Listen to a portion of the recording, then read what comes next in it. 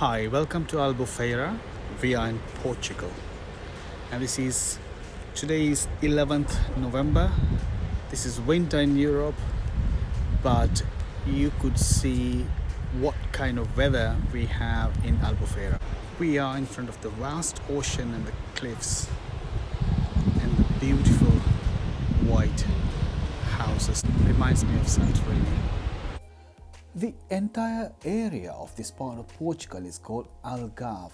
Algarve comes from the word Algarve. This means the west, as it was the westernmost possessions of their empire. In the Portuguese language, there are around 1,000 words of Arabian origin.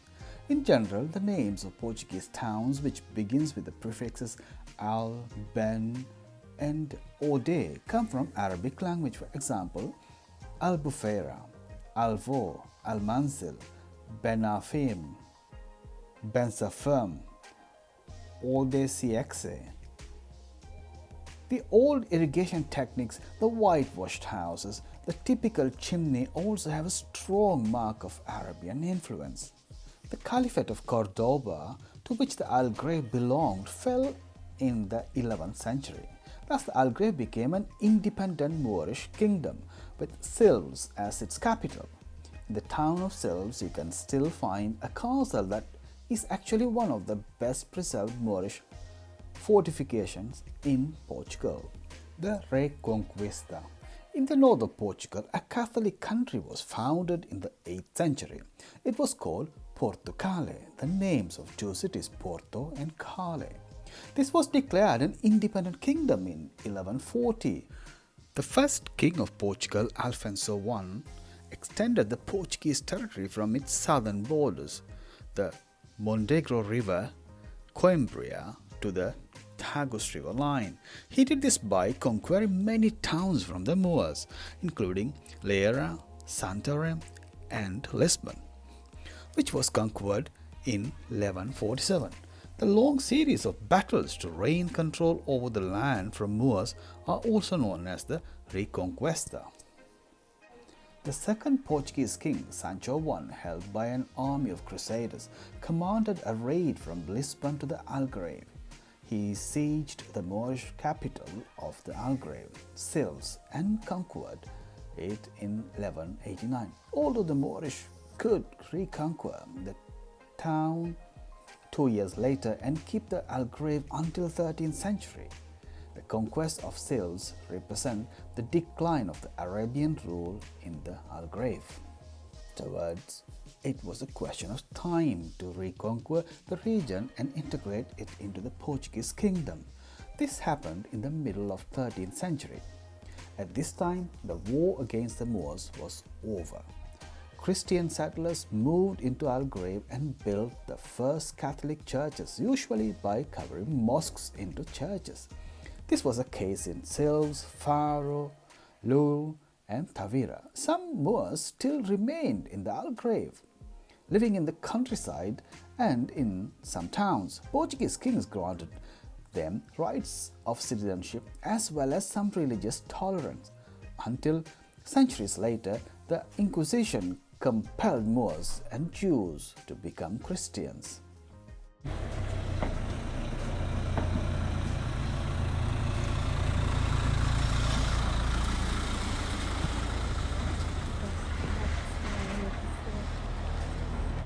These are houses.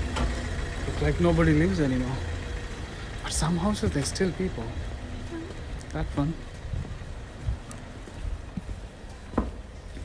Look at the tiny road. Where do they park? I like their windows. This is the house. And this is this.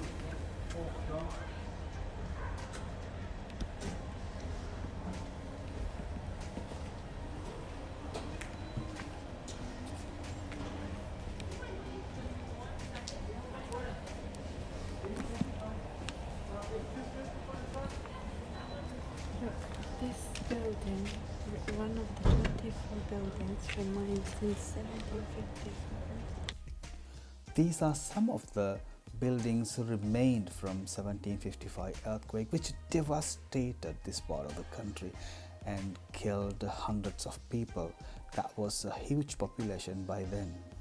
Such a great pleasure to walk in this past, but we are walking in the present.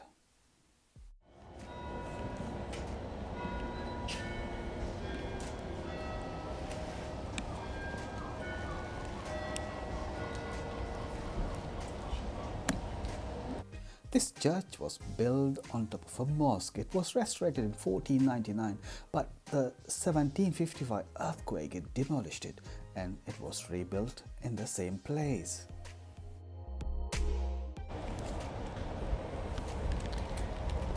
This probably used to be a hospital.